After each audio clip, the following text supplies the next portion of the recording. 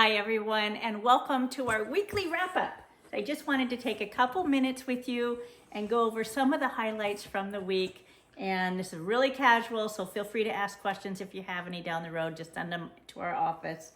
But primarily, it started off with the State of the State. That's the governor giving his annual speech. And this year it was quite similar to last year, where he shared that his vision is that Alaska becomes the family-friendly state.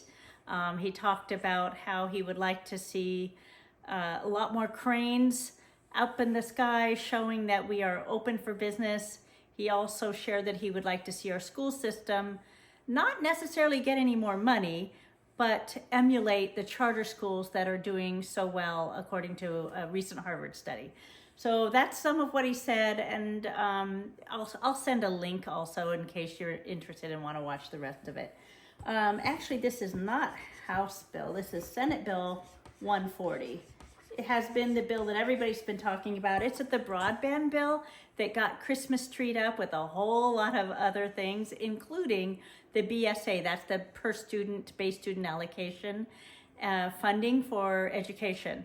And so that is now sitting at 300, and we've heard from the superintendents and school boards and resolutions from lots of assemblies throughout the state or councils that they want to see it at 1413 or a meaningful number.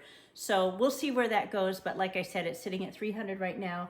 It also includes transportation, and then the governor and the Rules Committee added charter schools and taking some of the local control away from some decision making. So again, this is still kind of percolating. We thought it would be in this week on the floor, but it didn't happen. So clearly people are still negotiating and trying to figure out where that's going to go. Big, big, big news. This Senate Bill 88 passed out of the Senate. And that is the defined benefits bill that's so important to many of the public employees who right now don't really have a competitive retirement plan. And this has been especially talked about among the firefighters, police officers, educators, a lot of public employees who are have just entered the state in the last 10, 15 years. They're looking for a competitive opportunity so that they can stay here and retire here. So hopefully this will be heard in the House in a few, I think it now has 3 committee assignments, and then it will go to the floor for everyone to vote on. So this is the one to watch, SB 88. And then in Finance Committee, we all listened to the supplemental budget, and that's sort of the oopsie budget that comes from the governor when they wanted to add on things that they didn't have in last year's budget. So in this case, for example, they have added, I know for the Department of Public Assistance, quite a bit of money, including hiring 20 more employees, which will help them. They're hoping that will help clear out the SNAP backlog that's really been causing some problems for many Alaskans. That another big number there was the firefighters because of fires that they didn't anticipate and some extra training, and also bringing so many firefighters from outside the state. It cost more than they expected. So that was all part of that supplemental budget. It was a big supplemental budget, over 100 million.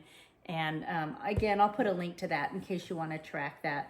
And then also in finance and in other places, we heard a lot from other agencies. So the Department of Transportation, as you can imagine, we talked at length about what's going on with regard to capacity to clear the snow.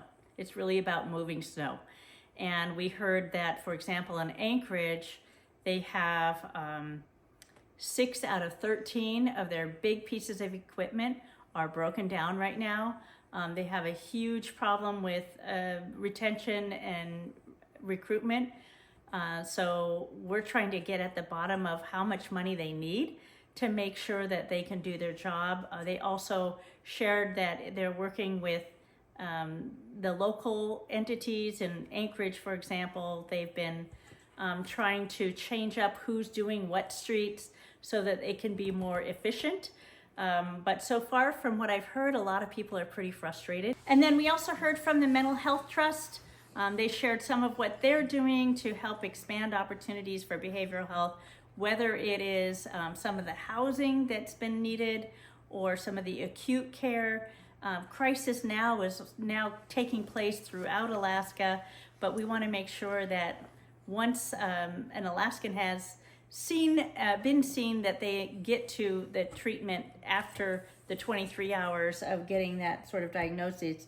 So that's a lot of what a Mental Health Trust talked about. And then we also heard from OMB and many other agencies. So it's been a fun week, lots of opportunity to hear from Alaskans.